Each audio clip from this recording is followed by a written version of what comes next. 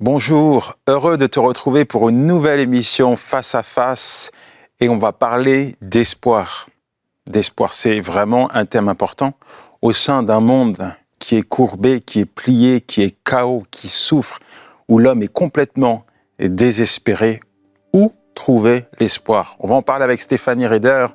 Bonjour Stéphanie. Bonjour Yanis. Merci d'être là. Un plaisir de faire ce face-à-face avec toi. Je dirais ce cœur à cœur aussi avec toi. Tu es une source de bénédiction, tu es une encyclopédie et on apprend beaucoup de belles choses. Je vais revenir, continue comme ça me fait plaisir. À tes côtés. Et je suis sûr qu'au travers de tout ce que Dieu a mis dans ta vie, tu enrichis aussi beaucoup de personnes. Aujourd'hui, on parle d'espoir. Et tu as écrit un livre sur le sujet. Oui, espoir. Et espoir. Espoir. J'ai écrit, imagine, ce livre-là, j'avais cette pensée-là avant la pandémie. Tout le plan était fait. J'avais dit à mon mari, je sens qu'il y a quelque chose, je sens que les gens, on a toujours eu besoin d'espoir, mais on va avoir besoin encore plus d'espoir. Avant la pandémie. Avant la pandémie. Je te le dis, Dieu est mon témoin, mon mari aussi.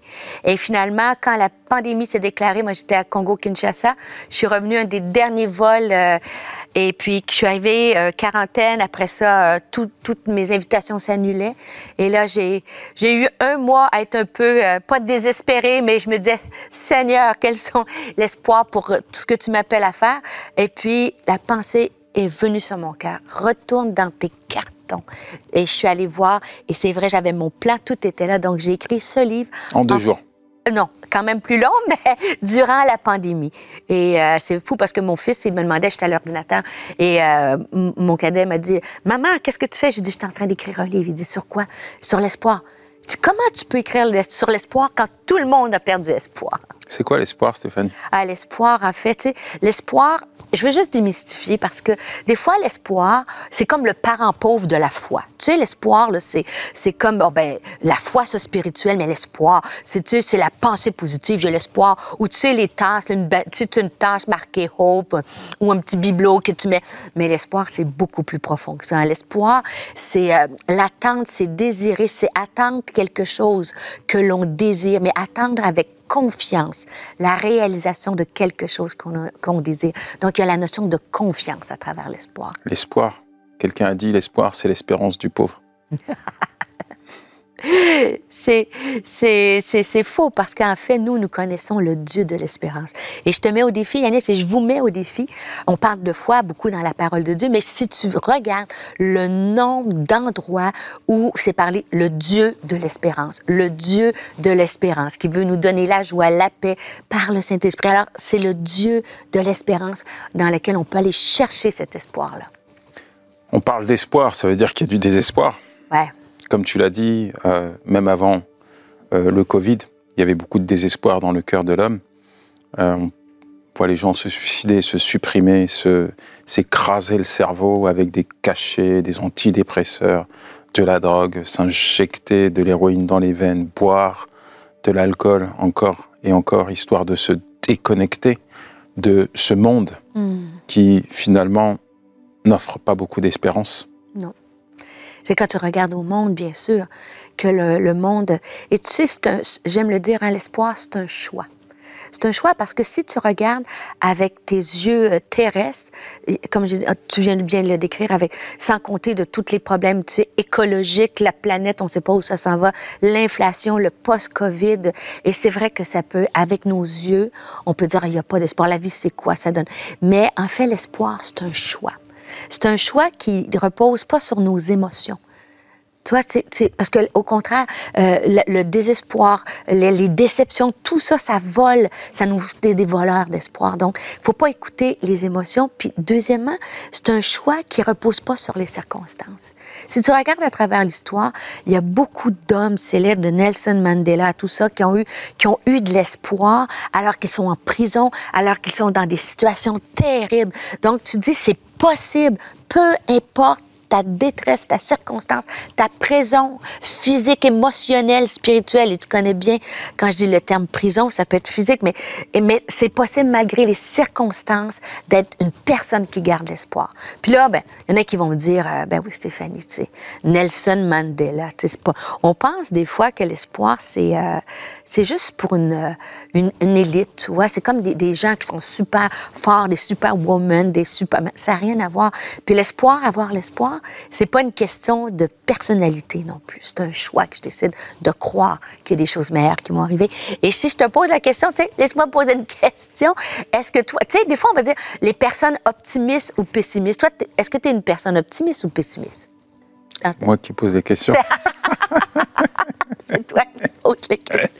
Mais réponds, je te laisse pas répondre si tu veux. Plutôt optimiste. Optimiste, mais tu sais, des fois, on va penser que quand on est des personnes optimistes, moi, tu devines, hein, tu sais, le verre à moitié plein ou le verre à moitié vide. Ben, moi, dans mon cas, le verre, il est souvent à moitié plein puis il déborde. Je suis une personne, mais les gens vont dire, ben, toi, Stéphanie, c'est facile pour toi avoir l'espoir. Mais c'est pas une question de personnalité parce qu'il y a des gens qui ont une personnalité plus pessimiste, tu sais, tu sais, vraiment de voir toutes les choses négatives. Et tu peux avoir l'espoir si tu choisis l'espoir. C'est un choix.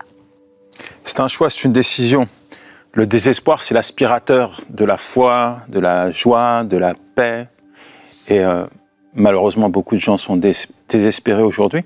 Est-ce que tu as, à un moment de ta vie, été désespéré? J'ai déjà été désespérée, pas dans le désespoir, mais dans la déception. Et la déception, c'est un des pires voleurs d'espoir. Parce que la tempête, mettons, tu sais que tu vis une épreuve, la tempête souffle rapidement, puis tu apprends une mauvaise nouvelle. Souvent, comme croyant, on va aller se réfugier en Dieu, on va aller prier. Mais la déception, c'est quand les choses qui arrivent, c'est pas comme tu pensais. C'est pas à la hauteur que tu pensais. Donc, tu peux prier pour une situation de ta vie qui semble désespérée, puis tu pries, puis des fois, tu vois pas de solution. Au contraire, c'est de plus en plus difficile. Et ça, t'es déçu. T'es déçu, donc ça t'enlève des espoirs. Et moi, il y a des situations, encore aujourd'hui, que j'attends une réponse à mes prières sur une situation de plus de 10-12 ans, où je réclame à Dieu pour cette chose, pour cette personne-là. Et puis, des fois, quand je voyais, même des fois, je ne sais pas, je vais aller tout ça, je te poserai plus de questions, mais... Non, tu peux. Est-ce que ça t'est déjà arrivé de prier pour quelque chose, puis ça allait de pire en pire au lieu d'aller de mieux en mieux? Et ça, c'est ça qui nous vole l'espoir, la déception. Peut-être pour ton mariage, peut-être pour un enfant, peut-être pour ta santé. Puis là, tu ne vois pas s'améliorer. Donc, tu as tellement peur d'avoir de faux espoirs, d'être déçu, que tu n'oses plus espérer. Mais la bonne nouvelle, c'est qu'avec Dieu, Dieu il est digne de confiance. Et c'est pas le Dieu des faux espoirs. Il faut faire attention aussi. Avoir l'espoir, là, c'est pas des personnes qui sont dans le déni. Moi, dans la situation où j'avais perdu espoir, la réalité, c'est que c'était difficile dans cette situation-là. Je vivais quelque chose de difficile. Je sais pas d'être dans le déni, de dire « Oh, j'espère ». Tu sais, c'est pas bisounours, les licornes puis les sucres d'orge, la vie. Hein. Mais malgré que tu sais que la situation est difficile, je continue d'espérer parce que je connais le Dieu de l'espérance. Comment faire pour renouer avec l'espérance lorsqu'il n'y a plus d'espoir dans notre cœur? En fait, comment on fait pour... J'aime le verset, un des versets clés, c'est Hébreux 10, 23. « Restons fermement attachés à l'espoir, car celui qui a fait la promesse est digne de confiance. » Comment on peut rester accroché à l'espoir? Parce que Dieu est digne de confiance. Il est celui qui ne ment pas. Il n'est pas celui qui fait de faux espoirs. Il n'est pas un homme pour mentir. Alors je peux rester accroché à l'espoir parce que je connais un Dieu qui m'aime, un Dieu qui a des choses en réserve pour moi, un Dieu qui peut tout, qui sait tout, qui comprend tout. Et c'est ça qui m'accroche à l'espoir. Dieu est la source de toutes nos ressources. Dans un monde comme aujourd'hui, c'est certain. Écoute, peut-être, il y a tellement de gens, tu sais, que l'espoir, c'est difficile parce que, tu sais, j'ai dit la fin du verset, hein, car celui qui nous a fait la promesse est digne de confiance. Mais aujourd'hui, il y a beaucoup de personnes qui nous entourent qui ne sont pas dignes de confiance. Ça peut être dans un mariage, un homme ou une femme qui a fait une promesse qui a laissé son foyer. Ça peut être avec nos enfants qui nous ont fait de la peine. Ça peut être un patron qui t'a traité injustement, qui t'a fait une promesse de promotion, puis il n'est pas digne de confiance. Mais Dieu est digne de confiance. C'est la source. Quand il fait ses promesses, quand il promet dans sa parole, ce qu'il promet, il l'accomplit parce qu'il est digne de confiance. Et c'est pour ça que ça dit, reste accroché à l'espoir, parce que celui qu'il fallait promettre est digne de confiance. Et c'est là qu'il faut être guéri des fois de fausses promesses qui nous ont été faites. Déception. Déception. Faux espoir. Faux espoir. Mais il n'y a pas de faux espoir dans la parole de Dieu. La parole de Dieu est vérité. Dieu est fidèle. Et Stéphanie, je voudrais te demander de prier pour quelqu'un qui nous regarde et qui est désespéré. Tu as pris plusieurs exemples et on sait qu'il y a des femmes qui souffrent seules dans leur maison, il y a des parents qui sont en souffrance à cause de leurs enfants, il y a des gens qui sont sur un lit d'hôpital, qui sont désespérés à cause de leur état de santé, il y a des gens qui sont en prison, qui sont désespérés à cause de leur situation, il y a des gens qui sont mis à l'écart, qui ont été dépréciés, qui sont mal aimés, qui ont été rejetés. Il y a tellement de gens qui souffrent. Il y a des gens qui ne se retrouvent plus, qui ont perdu toute forme d'espérance, qui n'ont plus de joie dans leur cœur. Est-ce que tu peux prier? Oui, on va prier. Seigneur Jésus, je veux te prier. Seigneur, je viens, Seigneur, avec confiance, Seigneur. Je viens avec assurance. Parce que tu nous connais par notre nom. Seigneur, je veux te prier pour un homme, pour une femme, en ce moment même. Tu es le Dieu de l'espérance. Je te prie, peut-être une femme qui est face à un divorce, une femme qui a été laissée pour compte, qui s'est faite faire de faux espoirs, Seigneur. En ce moment, tu viens la guérir. Tu viens lui redonner cet espoir, Seigneur. Tu viens, Seigneur, viens guérir son cœur. Viens la relever. Et comme on a parlé aussi, j'ai à cœur de prier pour quelqu'un qui est face à l'injustice. Quelqu'un qui attendait une promotion. Quelqu'un qui attendait quelque chose. Seigneur, elle s'est fait faire de faux espoirs. Tu viens, Éternel, enlever le désespoir. Je prie pour quelqu'un qui est malade, quelqu'un qui lutte dans sa santé, quelqu'un qui lutte pendant des années, qu'elle attend une guérison. Elle n'ose plus espérer. Je te prie, premièrement, tu enlèves toute souffrance émotionnelle, Seigneur, physique, Seigneur, et viens guérir. Tu es le médecin, tu connais chaque cellule, Seigneur, chaque fibre musculaire. Tu es capable de guérir et capable de guérir le cœur émotionnel, Seigneur. Viens remettre l'espoir. Seigneur, je te prie, oui, pour des gens en prison qui sont désespérés, tu viens les libérer. Viens leur donner espoir d'un avenir meilleur, espoir que tu les aimes, espoir que tu pardonnes les fautes, espoir, Seigneur, de guérison de leur cœur, de leur âme, Seigneur. Viens fortifier. Seigneur, je te prie, j'intercède pour quelqu'un particulier qui est désespéré, qui a des pensées noires dans sa vie, qui a des pensées noires dans son âme. Seigneur, tu lui dis, choisis la vie. Choisis la vie. Il y a de l'espoir. Il y a de l'espoir en Dieu. Alors, par ton Saint-Esprit, viens consoler, Seigneur. Je prie qu'il y ait une manifestation, que peu importe à travers cet écran, Seigneur, à travers une caméra, peu importe le moyen, ton Saint-Esprit n'est pas trop faible, trop loin pour toucher, mais au contraire, ton Saint-Esprit est tout-puissant.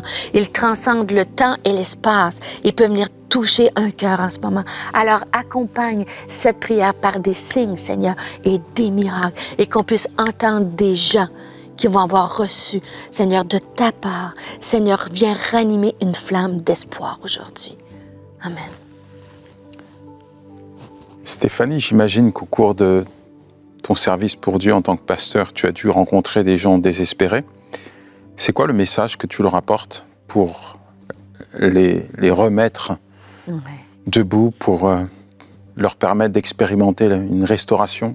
En fait, la première chose, peut-être que je vais te surprendre, mais c'est de faire un bilan. Des fois, on n'ose pas, parce qu'on est croyant, parce qu'on aime Dieu, on n'ose pas mettre des mots, M-O-T-S, sur des mots M-A-U-X. Et des fois, en fait, quand on a perdu espoir, Yannis, si on est honnête, c'est qu'on a perdu espoir en Dieu. Puis ça, comme croyant, c'est comme, ah, je peux-tu dire ça? Moi, je peux-tu dire que j'ai été déçu de Dieu? Tu comprends? Et c'est comme si on a peur de cacher à Dieu un peu notre déception, puis un peu... Et quand on garde ça dans nos cœurs, ça nous éloigne de lui.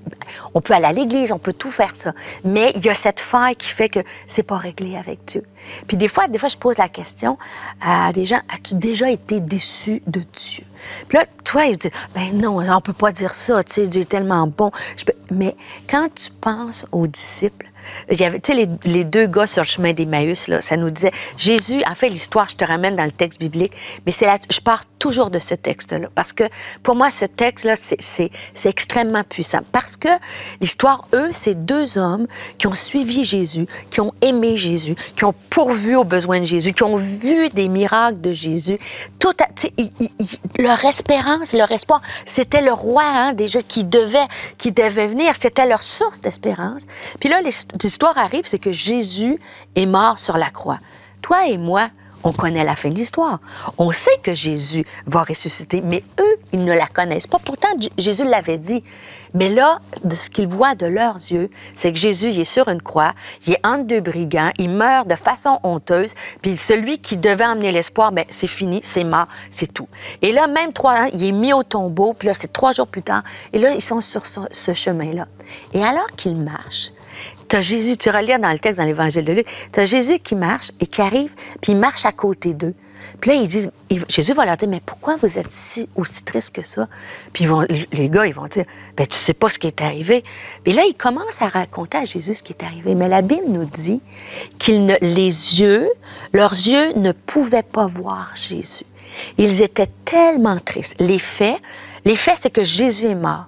Le sentiment, c'est qu'on c'est pas juste, j'ai de la peine. Et parce qu'ils ont tout ça en eux, ils peuvent pas voir Jésus. Mais à la suite de l'histoire, ça nous dit que Jésus marchait avec eux.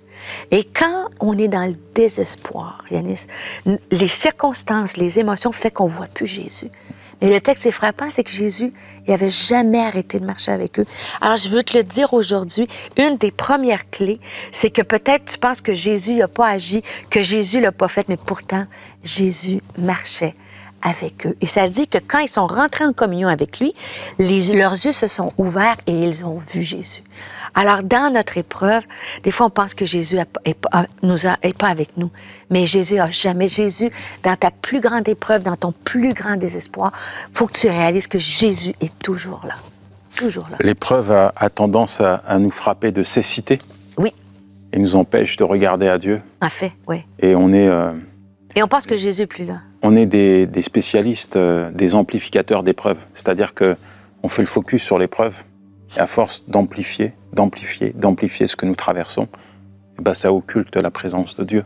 Oui, parce qu'ils ne pouvaient pas le voir à cause de leur peine. Mais c'est vrai que ça fait mal, l'épreuve. Puis c'est vrai que les circonstances, ils sont difficiles ils ne pouvaient pas croire. Mais c'est ne jamais oublier que Jésus... Et ne jamais oublier, et j'aime le dire, que les plus grands lieux de défaite, Yannis, qui a l'air un plus grand lieu d'épreuve, d'échec, peuvent devenir des plus grands lieux de victoire. Pour ses disciples, pour ces deux gars-là, la croix, c'est le plus grand lieu de défaite. Mais pensez, la croix, c'est le plus grand lieu de victoire pour l'humanité. C'est parce qu'il y a eu la croix qu'on est réconcilié avec Dieu. Donc, c'est ça, l'espoir, c'est d'espérer que c'est pas juste noir, c'est pas juste négatif, que toutes les choses, les situations peuvent se retourner comme à la croix. Pour eux, ils pensaient que c'était la fin, puis pourtant la croix, c'est le commencement. Il y a beaucoup de gens qui disent, moi je le vois en prison, finalement, l'espérance c'est comme un baume qu'on met sur le cœur, un pansement qui nous fait oublier nos souffrances. Espère que demain ça ira, espère que demain tu vas être libéré. On espère beaucoup. L'espoir fait vivre, c'est un adage du monde. Mais c'est au-delà de ça, c'est au-delà de l'humain, parce qu'on parle de la parole de Dieu. Oui. Et combien l'humain a tendance à s'appuyer sur des choses qui sont purement humaines et tellement fragiles. Et quand on s'appuie justement sur l'humain, on est très vite déçu. Et ça ne fait que accentuer notre désespoir. Alors pour renouer avec l'espérance, moi j'aime à dire que tant qu'il y a Christ, il y a de l'espérance. Absolument. Tant qu'il y a Jésus-Christ, tu as une raison d'espérer. Et d'ailleurs, tu sais, l'espoir, je t'ai dit, ça repose pas sur des émotions, ça repose pas sur des circonstances, c'est pas une question de personnalité, mais le vrai espoir, pas juste l'adage, quand tant qu'il y a de la vie, il y a l'espoir. Le vrai espoir repose sur une solide fondation. La parole de Dieu. Et Lee Strobel, qui est un auteur de best-seller, et il a dit que, en fait, je vais commencer par le verset, l'espoir est une ancre pour notre âme. C'est ce que la Bible nous dit. Que quand le bateau tangue, tu mets ton espoir et ça te garde solide. Mais Lee Strobel, il a dit, l'espoir, on peut avoir l'espoir, cette encre-là, tant qu'on la met, on dépose l'encre dans une solide fondation. Si tu mets ton espoir dans quelque chose qui n'est pas solide, c'est sûr que ton bateau va dériver. Mais si l'espoir, qui est une ancre, est basé sur une solide fondation, c'est ça qui te garde. Et, tu sais, je suis un docteur en biochimie, mais j'ai une maîtrise en océanographie. Peut-être que je vais te surprendre. Et j'ai étudié les océans, et quand on a fait des missions océanographiques, et quand, à Rimouski, la petite ville au Québec d'où je viens, le fleuve Saint-Laurent, c'est immense à cet endroit-là. Et c'est un peu dans une région où il fait très froid. Et en octobre, où il fait très froid, j'ai fait une mission océanographique. Et il y a eu vraiment une tempête qui s'est levée, Yanis. Et là, on avait mal au cœur, on avait la nausée. Et puis, le capitaine a choisi juste de dériver un peu. Et puis, il a lancé l'ancre. Et à partir de ce moment-là, on était tous en sécurité. Et c'est pareil quand c'est l'espoir. Quand il y a un temps... Puis pas l'espoir, comme je t'ai dit, caninours, là, bisounours. L'espoir sur Jésus-Christ, mort, ressuscité. Cet espoir-là, de cette puissance qu'on a en Jésus, que rien ne peut nous séparer de son amour, qu'il n'y a pas de condamnation, toutes les déclarations. Moi, je m'ancre dans ça. Puis quand le vent souffle, ça me garde solide. Jésus-Christ n'est pas mort et ressuscité pour te laisser dans le désespoir. Exactement. Mais il est venu pour t'apporter la vie en abondance. En abondance. Et ce terme-là, l'abondance, là, dans Jean 10, c'est le terme Zoé. Tu sais, aujourd'hui, là, la vie est reliée à métro, boulot, dodo, espèce de vie qui est juste le battement de cœur. Mais moi, je crois que la vie chrétienne, c'est la plus belle vie, Yanis. Cette vie où, bien sûr, il y a des défis, on en a parlé, bien sûr, il y a des luttes, mais il y a une vie en abondance. Il y a des choses qu'à travers l'épreuve, on peut accomplir, réaliser, et ça nous donne, ça nous garde cet espoir-là. Finalement, au gré des saisons, des aléas de la vie, est-ce qu'on n'a pas l'habitude de cultiver, de développer le désespoir? Mais moi, je fais... Oui, si tu te laisses dériver par la société, c'est sûr que c'est... Tu sais, c'est comme les poissons qui suivent le courant. Mais tu sais, les saumons qui se reproduisent, là, ça, c'est mes trucs en océanographie, mais les saumons, il faut aller à contre-courant. Si tu écoutes la société, c'est facile. Tu sais, rappelle-toi les 12 espions, hein? 10 qui étaient, quand ils sont allés explorer la Terre promise, le 10 c'était négatif, il y a des géants, c'est bien plus facile de voir les géants, de voir les défis, mais d'eux seuls. Josué et Caleb qui sont arrivés avec une vision. Bien sûr, ils ont vu comme les autres, mais ils ont choisi de dire que si Dieu est avec nous, il va nous donner le pays. Et c'est pour ça qu'ils ont été animés d'un esprit différent. Et moi, je pense que comme croyant, qui vit sur la planète Terre, hein, moi, je suis pas dans le déni, puis j'ai partagé des défis, mais je peux choisir de rester en petite boule, puis de dire la vie est dure, ou je peux dire, moi, là, je connais le Dieu de l'espérance. Même plus, je peux décider de le faire connaître à quelqu'un qui en a besoin. Et c'est ce que j'ai choisi de faire. Est-ce qu'il y a des jours où je pleure pas, je trouve pas ça difficile, puis que je peux être comme ces deux gars-là sur le chemin d'Emmaüs? N'est-ce pas parce qu'on pleure qu'on a perdu espérance? Non. On peut pleurer dans les bras de Dieu. Exact. Et ça fait du bien, au contraire. Tu te confies à Dieu, c'est bon de pleurer. Mais après ça, Seigneur, viens remplir. Tu changes mes larmes en allégresse. Tu changes les larmes. Et je pense qu'on peut trouver l'espoir avec Dieu quand on va dans sa présence. J'aime bien Lamentation 3. Il est bon d'attendre en silence le secours de l'Éternel. Oui. La bonté de l'Éternel se renouvelle chaque matin. Oh, que ta fidélité est grande. Et quand je vis des choses difficiles, qu'est-ce qu'il dit? Voici ce que je veux repasser en mon cœur. Les bontés de l'Éternel ne sont pas épuisées, elles se renouvellent. Je veux les repasser dans notre cœur. Et l'espoir, c'est ça. Et tu sais, on appelle le champ de bataille des pensées, là. C'est sûr que les pensées négatives, c'est plus facile. Mais on peut les changer. Je veux repasser les bontés de Dieu. Dieu m'aime. Dieu ne m'a pas oublié. Dieu va prendre soin de moi. Dieu va m'utiliser. Dieu, ainsi de suite. Le psaume 23 a été récité maintes et maintes fois. Mais parfois, il ne prend pas vie dans nos cœurs, à des moments précis. Ouais. Il est facile de dire que tout va bien, qu'on est dans la joie et l'allégresse, quand tout va bien. Mais quand on traverse des moments difficiles, quand on traverse la vallée de l'ombre de la mort, Dieu est toujours là. Ouais. Il dit d'ailleurs, tu dresses devant moi une table en face de mes adversaires. Mais cette table-là, c'est comme une table de communion. Pendant que tu as un adversaire, Dieu t'invite à sa table de communion avec lui. Et à prendre du temps, déverser, il veut te fortifier, te redonner cet espoir-là. Et je veux que les gens ils saisissent que c'est pas juste du cliché, c'est du vécu. On le sent. J'espère. C'est pour ça que tu as écrit un livre. J'espère, parce que tu sais, les voleurs d'espoir, moi j'ai fait face aux voleurs d'espoir, c'est le temps. Le temps est un voleur d'espoir. La déception est un voleur d'espoir. Et les tempêtes qui se lèvent, c'est des voleurs d'espoir. Mais Dieu peut nous renouveler à travers. Et d'ailleurs, dans ce livre-là, chaque chapitre se termine avec une histoire d'espoir. Des gens, comment ils ont reçu l'espoir dans des temps d'épreuve. Dieu est bon, Dieu est grand. Et nous allons bientôt finir, mais j'aimerais prier pour toi qui peut-être est complètement désespéré et abattu actuellement. Tu n'en peux plus de vivre ce que tu vis actuellement et c'est dur, c'est compliqué. Le résultat, c'est que tout est noir dans ton cœur, tout est sombre dans tes pensées. Comme Stéphanie l'a dit, Dieu est là, il ne t'abandonne pas. Et il est disposé à te couvrir, te recouvrir d'une huile de joie. La présence de Dieu sera synonyme d'espérance dans ton cœur et dans ta vie. La joie de Dieu sera ta force. Alors là, maintenant, je veux demander à Dieu de venir te visiter. Merci mon Dieu, merci mon roi, parce que tu es bon. Ta bonté se renouvelle chaque jour. Et nous voulons garder, Seigneur, dans notre cœur, ta parole, parce qu'elle est la vérité. Seigneur, je prie pour ton enfant, afin que tu puisses venir éclairer son cœur.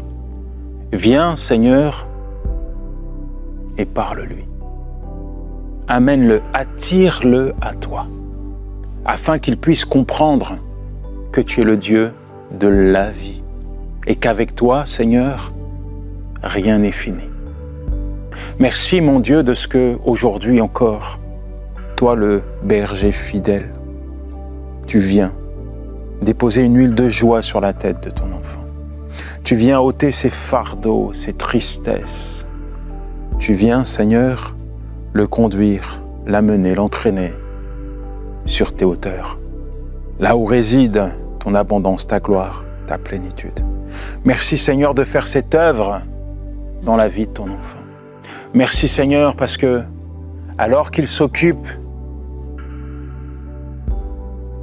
de te chercher, te rechercher, toi, tu t'occupes, Seigneur, de ses problèmes. Merci, mon Dieu, parce que tu vas le faire. Merci pour la joie et pour l'espérance que tu mets dans le cœur de ton enfant. Amen. Stéphanie, un mot de la fin? Oui, je te dirais, reste fermement attaché à l'espoir, car celui qui t'a fait la promesse est digne de confiance. Alors, oublie toute personne qui t'a fait des fausses promesses, car ces gens-là ne vont pas changer ta vie, mais le Dieu de l'espérance, lui, peut changer ta vie en te redonnant espoir et en te bénissant. Merci.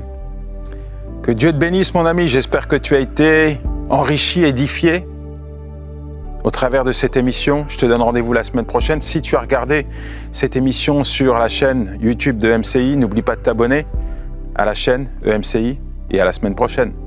Ciao.